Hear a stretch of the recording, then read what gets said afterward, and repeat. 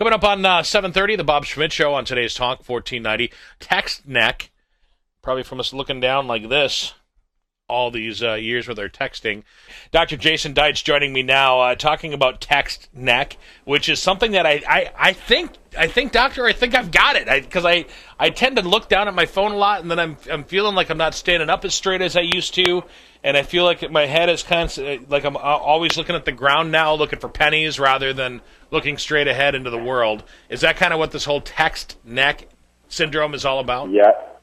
You got it, Bob. If you've got a mobile device or a tablet or a laptop or a computer, there's a good chance you have it, and you just described exactly what it looks like.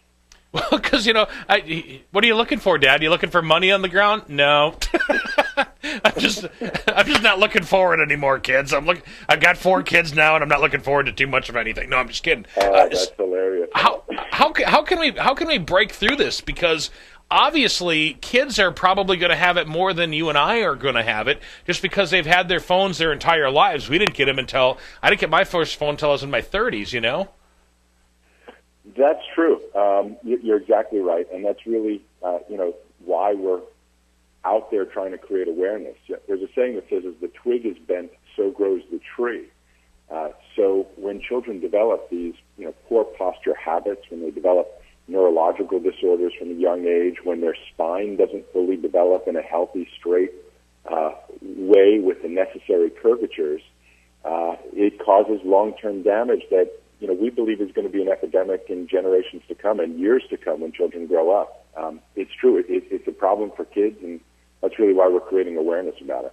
So basically, I'm asking. I'm not trying to be a smart ass by asking this question, but so at home, a lot of times we're sitting on our chairs or our couches, on our recliners, watching television. Is a solution to move the television up toward the top of the wall, toward the ceiling, so that way we're kind of opposites of what we're doing when we're on our phone? Yeah, there's really sort of 2 things to do. The first one is to be aware. Most people don't understand the importance of their posture, besides, not wanting their mom to go, "Hey, sit up." Yeah. Elbows off the table, hands on the lap. Quit moving your leg. That's right.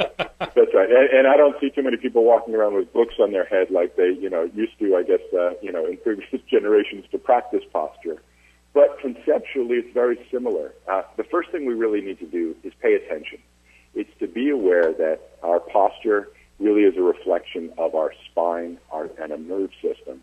And our spine and nerve system really is the communication system. It's almost equivalent to the internet of our bodies. It's what the brain uses to communicate with all of the organs, all of the muscles, all the tissues, all the sensory nerves of the body, so it can communicate, regulate, develop optimally. So when there's interference, we as chiropractors refer to that as vertebral subluxation. When there's interference in the nerve system due to injuries, traumas, and in this case, what we think of as sort of micro traumas. It's the day in, day out. No single, forward neck flexion issue is the problem, but it is the accumulation and consistent forward head posture with that chin to the chest. And even you'll notice people now, and kids as well, with their ears forward above their shoulders. For every 15 degrees of forward head posture, meaning your ears are forward to your shoulders, that puts approximately another 10 pounds of pressure on the cervical spine. So as an extreme case, when your chin is to your chest, approximately 60 degrees of what we call forward neck flexion, that can be up to about 60 pounds of pressure on the neck region, cervical region. And for children, that's just a lot of pressure in the wrong place. And for a long period of time, it really creates developmental problems over time. So are we going to see people that are going to be able to look you in the eye pretty soon without having a mirror? Something like that. I mean, you see aging adults, when they're seniors, those are severe, examples when, due to spinal neglect, not taking care of themselves, I'll dare say not going to the chiropractor and paying attention to their posture, that's what happens. And, doctors and researchers are predicting it's going to happen at a much, much younger age because of, such early signs. When we were kids, Bob, we were watching television, so, mobile devices is sort of a new form of that. we've just never seen the chronicity and starting at such an early age. As research is showing that 68% of 2-year-olds are on tablets now. So we really, your question was, what can we do? And the first thing we can do is pay attention. It's to be aware.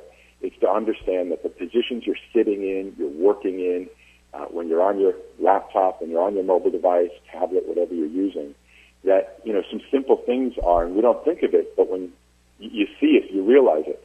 Many people just simply put their device on their stomach and then therefore, jam their chin to their chest for, minutes, if not hours at a time. The average child is on a device 7.5 hours a day. So that's unsustainable. Yeah. So if you'll just simply, take the device, whatever it may be, and really just put your elbows on your stomach so that you can look up, that's a really great start. It just doesn't put as much pressure. Right. And a couple other things we suggest are what we call taking a mobile moment.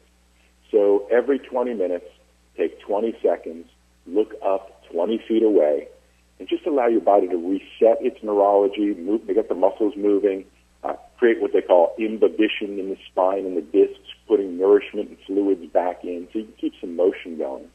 So the first thing is to pay attention. The second thing is, and many people don't think about this, but it's if you see early signs or symptoms, headaches, neck pain, back pain, sometimes difficulty breathing because that forward flexion can actually compress the diaphragm and the lungs.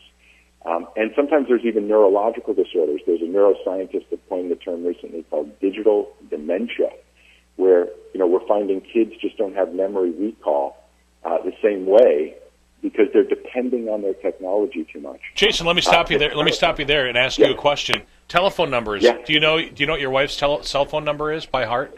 Exactly right. That's exactly an example of it. We rely on too much technology, and these are some of the consequences from it. So if you start noticing these things, start paying attention to your posture as sort of the self-care. And then what a lot of people don't realize, as I mentioned, sort of this twig is bent, so grows the tree, is when children get checked by a chiropractor, we can often address these issues early on so they don't grow up like us in many cases where, they're growing up with these spinal conditions, neurological conditions that started at a young age. They grow up with them for years because people don't think about bringing their children to a chiropractor yet. It's just not yet part of our awareness. And then they develop these, chronic issues when we're older in life. And, it starts in childhood. It's obvious we can see it in our kids. I've got 3 kids myself, and there's not an afternoon or morning that goes by that I'm not saying, come on, sit up, look up, put your device on the table, stop putting it so far down, on your lap. There's just lots of basic things that we can do by paying attention. Doctor, I could talk to you for a long time about this, but I'm running out of time. How do we find out more information about kids and smartphones and the, quote, text neck problems? Yeah, well, we created a program called lookupamerica.org. It is a place that anyone can go to find more information, to learn how to do a posture check on your children to see if they have early signs and issues. There's also a place where you can learn how to do a mobile moment posture break. And there's different things that you can do for self-care. There's also places for teachers, doctors, chiropractors nationwide are using these tools at lookupamerica.org to go out into their community, speak to schools, speak to parents, sports associations, and so on to create awareness about all of it. So, very good. Dr. Jason Deitch, thank you very much for joining us this morning. I appreciate your expertise. Very interesting stuff. 8 o'clock at WLFM. I'm Bob. Thanks for listening.